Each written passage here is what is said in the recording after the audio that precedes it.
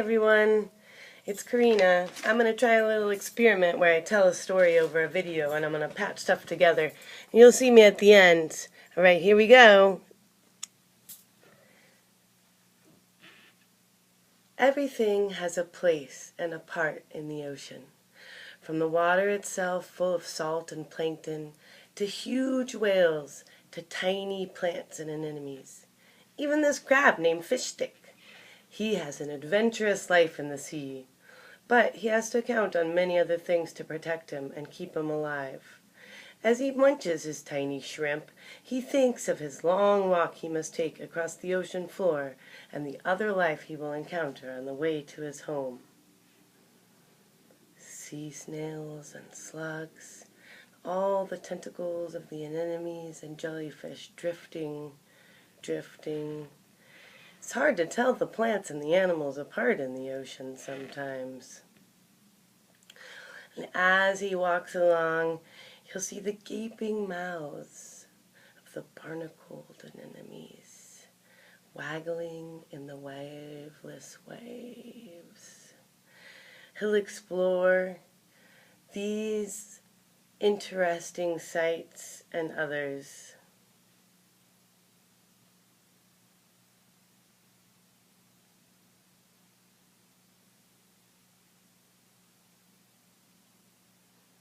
Rocks, shells, seaweed, tasting, pinching, picking up.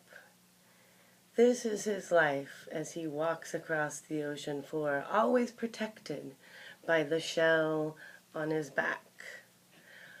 He'll see the special anemone that he and other hermit crabs and sea life sometimes wear on their backs. This is symbiosis at its best. Remember symbiotic relationships? When we learned about symbiotic, we learned that it was a relationship dependent on companionism or getting together, living together, two dissimilar organisms working together for benefits.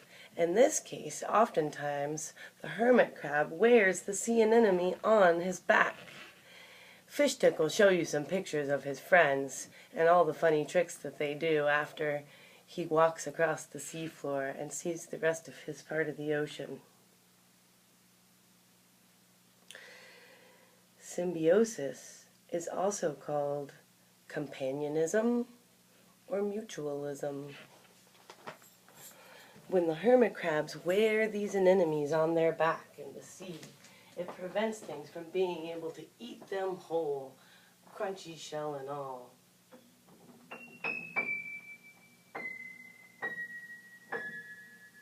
Fish Stick's life is fun in the sea.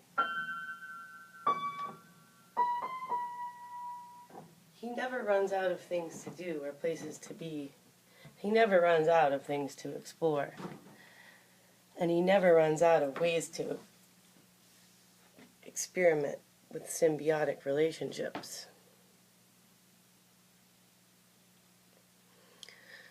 What do you think the life of a hermit crab is like? What do you know about anemones?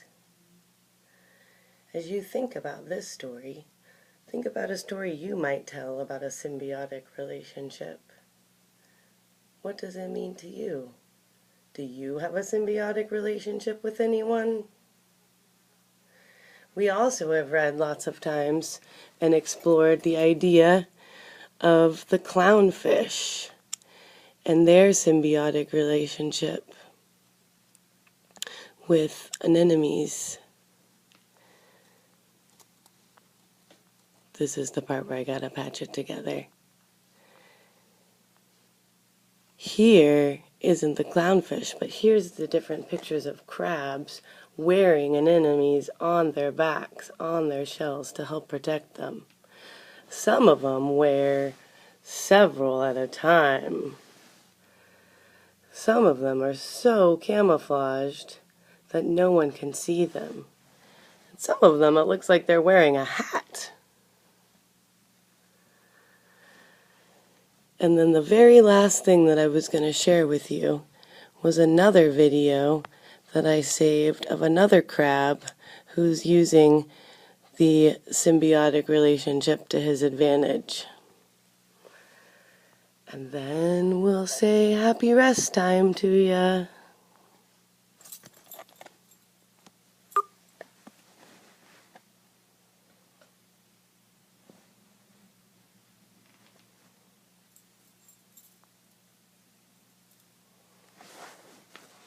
He's putting it on top of his head like a hat. In this instance, it's a jellyfish at the bottom of the ocean. And that crab comes right up and puts it right on his head. Again, think of what symbiotic relationships you know of. Think of what you might make up a story about. Use your rest time to use your imagination. All right, I'll be back tomorrow. Bye.